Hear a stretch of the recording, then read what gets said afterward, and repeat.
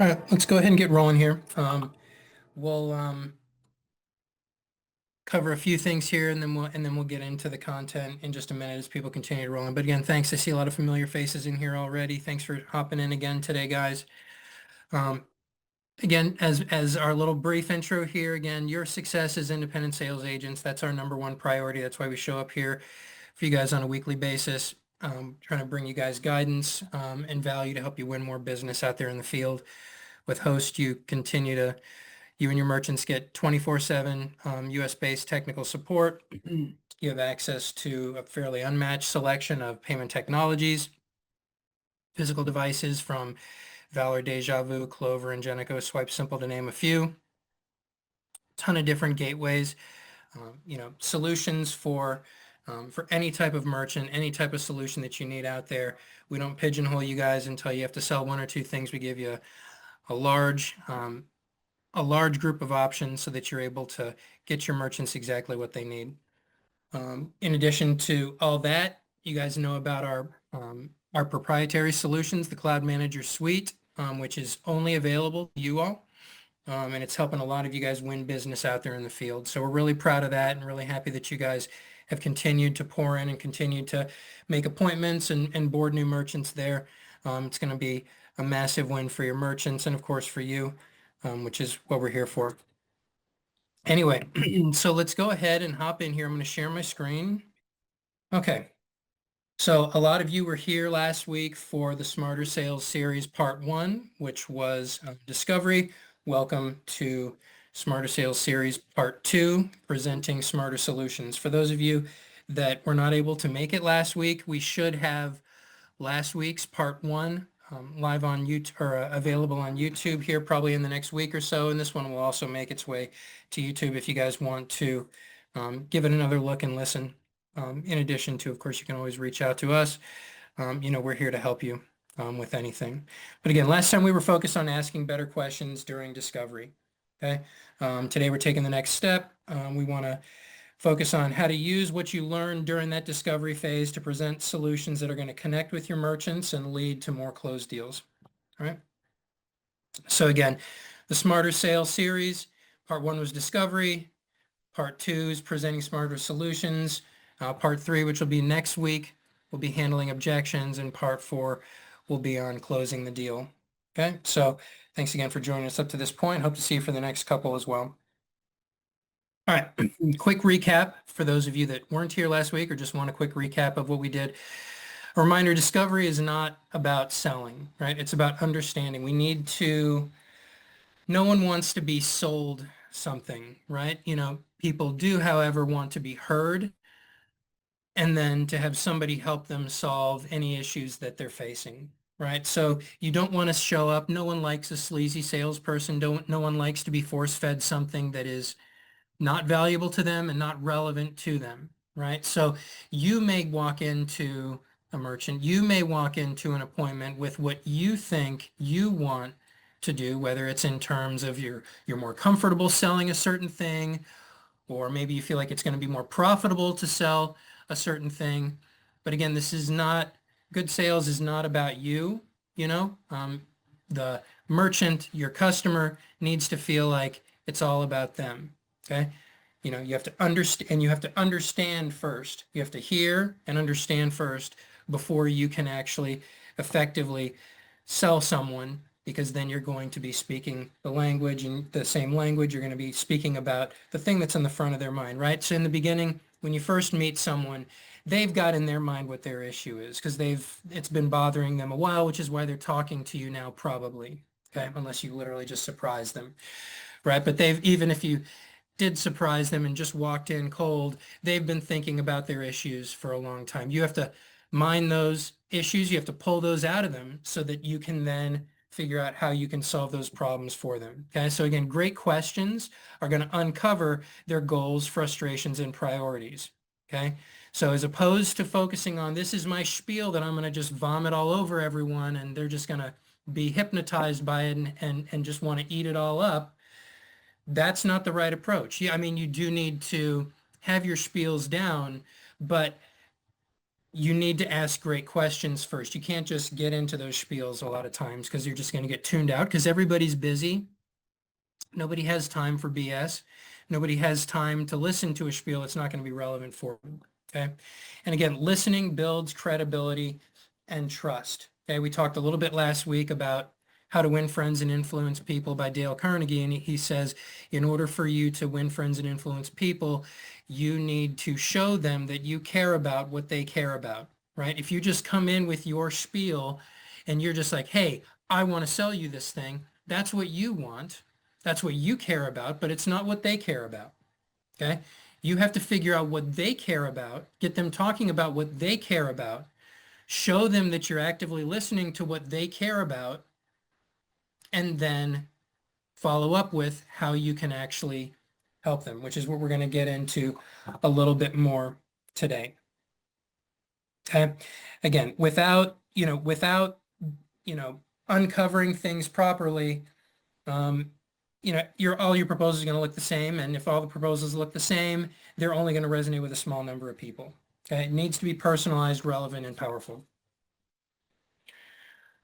All right. So again, shifting from discovery to the presentation, right? So discovery, we were learning what matters from them, and the presentation is showing how we can solve it. Again, I'm going to keep beating this drum. You notice it's not give them your spiel on the thing that you want to sell the most or that you have a preconceived notion as to what's going to be the right thing for them. Okay? Learn what matters to them. Show them that you understand what matters to them. Show them that you understand the problems that they have. Show them how you can solve those problems. Okay? And then as the bridge is going to be, the connection between their problems now, their problem state now versus their better, more comfortable, profitable, whatever state is in the future. What does that bridge look like? And that's where you bring in, your solutions. Okay. And this is where most agents will wind up losing their momentum, right? They'll collect great insights and then they'll just kind of send a generic quote. Again, our goal today is we want to make the connection between what you heard and what you present. Okay.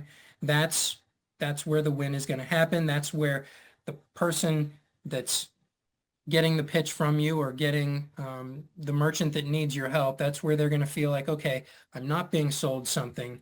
I'm being consulted here. This person hears me. This person gets me. And this person is trying to help me improve my situation. All right. Rule number 1, straight from Jerry. Sell to what they said. Okay. A little bit of beating the same drum, but you might even use the merchant's own words, right? You want to reference their pain points. You want to mirror their goals in your proposal, okay? So, and sometimes I will actually use the words in a spiel or when I'm talking during a sales call. If I'm hearing you correctly, fill in the blank, right? And the initial thought there might be that, okay, you're just repeating back to them, right? That's a waste of time. It's not a waste of time to them usually, okay? It's not a waste of time because you're showing them that, okay, I am actively listening to you and I do believe I understand what your issue is. And so, of course, then the unspoken part there is, okay, so if I truly understand what your issue is, now I'm going to offer you a solution that's going to be relevant for your specific issue, okay? All right. So again, it could be, if I'm hearing you correctly, you mentioned that reporting takes too long. Okay, that takes up too much of your time or someone else's time. So, well, here's how Cloud Studio cuts that time to almost nothing with its baked-in reports. Right? That's an example right there. All right. So again, you're selling with relevance. Okay. How is this relevant to your issue? Okay.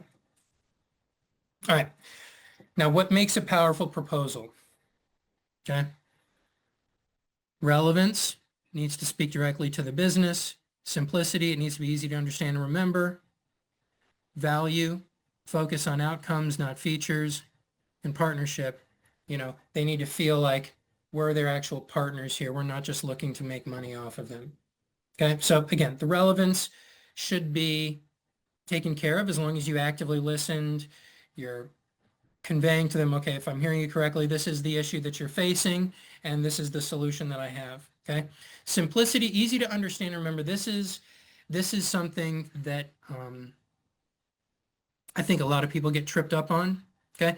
This person's meeting with you. Maybe you have their undivided attention. Maybe you don't have their undivided attention, right? Maybe they just got a text message from the school saying that, Mr. Dosen, you need to come pick up your son because they're in the principal's office or something like that, right? You know, we want to keep it simple as possible and as easy for them to understand and process and remember. Okay, because as much as we want to believe they have infinite mental resources to process everything we're saying, they're completely blocked out of everything. We have their undivided attention. That's probably not the case. So this does need to be as simple as possible. I think it was Mark Twain that said, I apologize if I had more time, I would have written you a shorter letter. Okay. And again, it's more difficult to say things succinctly, which is funny coming from a guy that comes on here every day running over his 30 minutes. Okay. But you need to find a way to communicate succinctly so that you get right to the point. Okay. A lot of these business owners are business owners because they are, don't want to go off on too much of a tangent. But if any of you are familiar with personality profiles, a lot of them are high D personalities. They're people of action. Okay, that's why they own a business. That's why they're successful. It's because they don't kind of overthink things. They kind of cut right to the chase and they figure out, okay, what's important here and make a decision and go. Okay. When they hear, if it feels like someone's trying to sell them, they don't like that. They just want you to get to the point because they are triggered by being sold. They're triggered by having people waste their time. They're triggered by the feeling that people are trying to take advantage of them. Okay. If any of you know, and I'm sure many of you have these people in your lives that are, there's a great intensity to these people. A lot of times they're business owners because these are people that knew what they want in life and they went and got it and they didn't overthink things too much and they just saw what was important and they made it happen. Okay. These are your business owners. Okay. And so they don't want to feel sold. They want you to respect their time and they want you to get right to the point. Okay. So if you all need to work on your spiels, if you all want to plan ahead as to where you think the conversations might go and start working out how to get to the point a little bit faster on things, I would encourage that. Okay. Value, of course, values, you have to convey value in order to get them to move. Another human emotion is, or another human tendency is people will tend to stay where they are, even if it's uncomfortable, rather than moving, right? Because there's fear of the unknown. There's, going to be time and effort to move. So a lot of times people will have been stuck in their frustration because they don't want to move, right? So the value can either be saving you a ton of money or it can be making your life a lot easier, but you have to make the value very apparent. It can't just be small value. You need to paint a picture of and get them to a mental place where they can see that better life by taking this relatively small and painless move because we're amazing with customer service and all that, but they still need to make the move. Okay, so they have to see the value. And partners, we talked about partnerships with HMS. They need to feel like partners, not just that they're being sold. You're going to approach them as a consultant. You're going to sell them without it feeling like selling. You're going to be bringing solutions. Okay, you're going to bring the solutions, and that's going to make you feel like a partner as opposed to a salesperson. Okay, which I mentioned last week. Some of you guys, I've talked with your clients when you brought them over for cloud and they're like, oh, I don't, he's here to help solve all my problems. Like I just go like, if there's ever an issue, a question, I know he's got a solution for me. That's what you want them to feel like. Okay. The short of this, people are also, they're not necessarily buying the technology, they're buying the outcome. If your proposal answers, how does this make my business better? You're doing it right. If this proposal answers, how's this going to make my life easier? You're doing it right. All right, so a 4-step framework for you. Restating the problem, highlighting the impact, present the solution, and paint the future. Okay, so we already talked about restating the problem, if I'm hearing you correctly, fill in the blank, highlighting the problem, this problem's an issue for you because of because of this particular reason. Um, Present the solution. Well, I think I can help you with this problem with this particular solution. I know I can help you with this. Okay. And then once you now have that gap filled, what your life is going to be like. So an example, let's say you've got a merchant that, their issue is, they're a HVAC. We talked about this last week. They work in HVAC, but currently the procedure is they get a card number that they write down on a piece of paper, they bring back to the office, or they call into the office and they try to run the card there. Okay, so the problem is not being able to take payments right then and there on the spot. Okay, so if I'm hearing you correctly, one of the big frustrations for you is your techs in the field, they can't take a payment right then and there on the spot. And sometimes this is causing you to have to get into collection mode and chasing people down and whatever. Okay, so that's costing you time, administrative work, chasing people work, and it's also costing you money because you're hurting in terms of your receivables. All right, so that was highlighting the impact. So I have this solution with iPause Pays, where people, your text, would it be helpful if your text could just do a tap to pay directly from their cell phone? Or would it be helpful if they can text an invoice to the customer right there on the spot that the customer could then pay right there in front of them before they leave? Would that help solve both? Well, yeah, that doesn't. Now my office isn't having to do anything. Now I shouldn't be having to worry about receivables because everything should be collected even before they leave. All right, so basically it sounds like this actually would pretty much solve a lot of your issues for you. So fantastic. So, do you want to move forward with this? All right.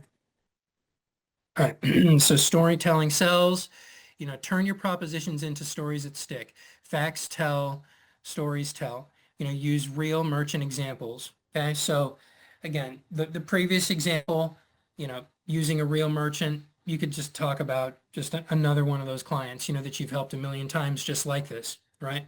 It's a cool story, Hansel. So again, I was working with another HVAC company last week. They had the same issue. We switched them over to iPause. Now everything is handled by the tech out in the field. It's done on the spot. They're not chasing anyone. Everything links. The transactions are able to link and go right over into QuickBooks. It's saved them a ton of time on administrative. Their outstanding receivable percentage is way down. It sounds like you're in a similar situation. We can bring you a similar solution. Do you want to do that? Shall we move forward with that? Okay, great. And again, when you frame your presentation as a story, the merchants can then see themselves in it. Okay. So if you tell a story about someone that was similarly situated, like, okay, well, that's me, and this guy helped that person, so this guy can help me too. And so that feels good. People like making decisions that other people have already made and won with. Okay. So, all right. So we just went through this, would it help if your text could take tap to payment or even send a text by invoice, right? So we just went through that there. We can go ahead and skip past that. Okay, common pitfalls. All right, so jumping straight to the price. Okay, obviously by now, hopefully you know why that's a mistake, right? Because you didn't, it's not solution based, it's price based. I'm sure a lot of you have fallen into the trap of getting into like a race to the bottom in terms of price, and sometimes, unfortunately, there's no way around that. But that should be a last resort, right? You know, find, discover, learn, find the pain. If you can, tell stories about how you've solved similar pains in the past. Simply explain the solutions and get it done. Okay. Talking features instead of outcomes. My iPause Pays system has this and this and this and this and this and this and this, right? They may be glassed over already, right? Because they're worried about the text that they got, and they've actually got another client that's coming here in 5 minutes, and they're hoping you're going to wrap up, and their mind's all over the place. Okay, so if you start rattling off a bunch of features, especially ones that aren't relevant to their issues, and you're not getting to their outcomes, it's going to be, okay, yeah, thanks. Can you give me a card, and I'll follow up with you for more info, and you're done. You're not going to win. Okay. Repeating the same old generic pitch. Okay. You're not going to be the first one that's shown up. Okay. So if you sound just like everybody else, it's that much easier to tune you out. Right. So don't sound like everyone else. Sound like you genuinely are there to try to see if you can help them. If you can't help them, you're you'll leave them alone, and they'll be free to continue doing what they've been doing. And of course, ignoring what they told you, right? You have to be active listening. You have to listen to it, and repeating it back to them will not only show them that you are listening, but it's also going to help kind of ingrain that in your mind because you're thinking on the fly, right? And as you're thinking on the fly, it could be possible to ignore what they said and kind of get into a spiel. So you want to kind of ingrain that in the front part of your brain so that you don't start talking about irrelevant things, because we talked about being succinct. All right. Okay. Proposal is not a brochure. It's not a brochure. You can leave them a brochure, but it's not a brochure. It's a conversation. Your pitch should apply to any business, but it won't. Your pitch could apply to any business, but it's not going to resonate with this one. Okay, so if you give some kind of general spiel, it's not tailored to them. You're not listening to me. I gotta go. All right, presenting with confidence. All right, so again, focus on helping, not getting, okay? Shifting the focus from what you want to what they need, okay? Use clear, confident, succinct language. We talked about that. Be proud of what HMS offers, okay? You could be selling for any number of other merchant service companies out there, and we all know that your clients are going to be better off with Host. Okay. I mean, the reviews online just show that your merchants are going to be better off boarded with Host. Okay. You're not snake oil salespeople here. Okay. If you were talking about selling for a less than reputable merchant service company that was going to hike rates on people, that was going to add fees over time, okay, then maybe you're not so proud because you in the back of your mind know that these people are going to get screwed at some point.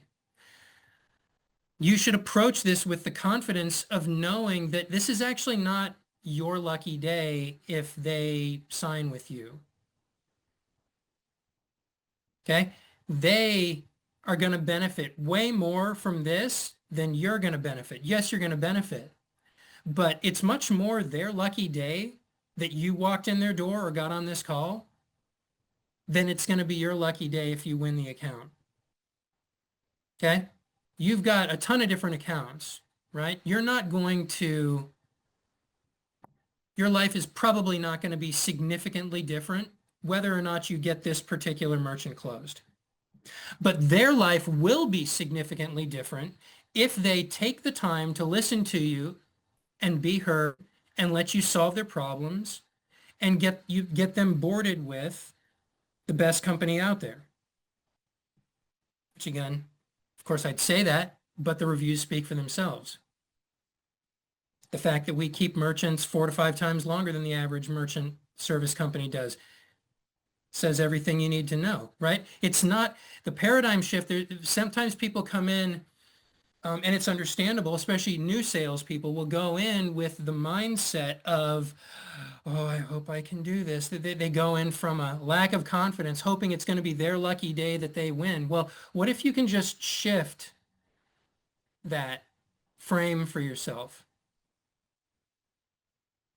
That it's not your lucky day. It's actually kind of their lucky day that you just happen to be the one walking in. I'm not going to name names of companies, but what if you were representing one of these other companies, right? And sold them at one of these other companies that's going to screw them. Okay? It's not their lucky day, and you're maybe pulling a little something over on them, but you're not doing that, right? It's their lucky day. And so present yourself like this lady on here wearing her crown, right? So you should walk in with confidence. You should not walk in with desperation. You should pause and let them see the value. But again, the paradigm shift here is approach these merchants like it's their lucky day, not yours. Okay? Confident, problem solver, there to help. You can paint the solution right in front of them. I hear you. This is your issue. I have this solution. Your life can be a lot better if we bring this to you. Shall we do it? Okay. That's the type of, and again, people follow confidence. We're animals. If you're lacking in confidence, if you're unsure of yourself, if you're approaching with desperation, they can smell it. And then that lack of confidence causes them to think things like, am I getting the wool pulled over on me here? Am I being told everything? Right, but you've all seen, many of you are these people, but many of you have seen really confident salespeople that just, they walk right in like they own the place, very confidently, convey, hey, this is your issue. I can solve it. Let's go. And it just happens and people follow that confidence. Okay. And people will, and people do. All right. Talking about price. Again, we want to lead with value and not price. Okay. You're going to present the cost after you've established the value. You're going to compare the return that they're going to get, not the rate. They may want to talk rate. They may think they want to talk rate, but they have a limited frame of reference. They may not know all the value that you can bring. Okay. And again, you can frame the pricing as an investment, right? So this is an investment that you're making, although they're probably going to wind up saving money anyway, in addition to having their life be better. Okay. But you want to anchor it again in outcomes, not the price that they're getting. Okay. Positioning with HMS, why HMS wins long-term. You all already know this. Okay. But again, we talked a little bit about it a few minutes ago. Transparent, lifetime locked pricing. Okay. That's something that all your merchants get, and you all know that. And that's something that you all know is not all that common out there. We get calls every day with people like, hey, I just got this $300 tech fee that showed up on my account. Hey, I used to pay this, but now I'm paying this. I have no idea what happened because I'm busy, but all I know is I'm paying way more than I used to, and I don't know what happened. Okay. So another reason to walk in with confidence. Best-in-class customer service, another reason to walk in with confidence. No contracts or penalties if anything goes wrong, right? So if you ever decide that we're not delivering, you can leave without any, there's no contract for you to stay and there's no early termination penalty either, right? And that's when I always bring in, by the way, despite the fact that we don't hold you to a contract and we don't penalize people for leaving, people stay with us 4 to 5 times longer than they do everybody else because we do all these things that we say we're going to do. Okay. Again, partnership is built on trust. You've earned the trust by hearing them out, showing them that you know your stuff and that you have a solution for them. Okay. All right. Key takeaways. Use Discovery Insights as your script. Personalize every proposal. Sell stories, not specs, and present with clarity and confidence. Okay. You guys have a lot to be confident about here when you're boarding merchants with Host. There's really no one else you can be even more confident with than boarding people with Host. Not just saying it because I work here. Okay. Next week, handling objections, turning hesitation into opportunity. Okay. So we're going to get into some of the objections that you guys might face out in the field and how to navigate around those. Last thing, again, Q&A. Let me see if we have any questions. I don't think I saw any come across here. Nope, nothing here. And I said I've been long-winded, so I'm going to get out of here a minute early, I think, if I can close right now. So I'm not long-winded and I'm succinct today. So thanks so much for joining today. Reach out if you have any questions. Reach out to your RM if you have any questions. I'll see you next week. Thanks so much for attending. Bye, guys.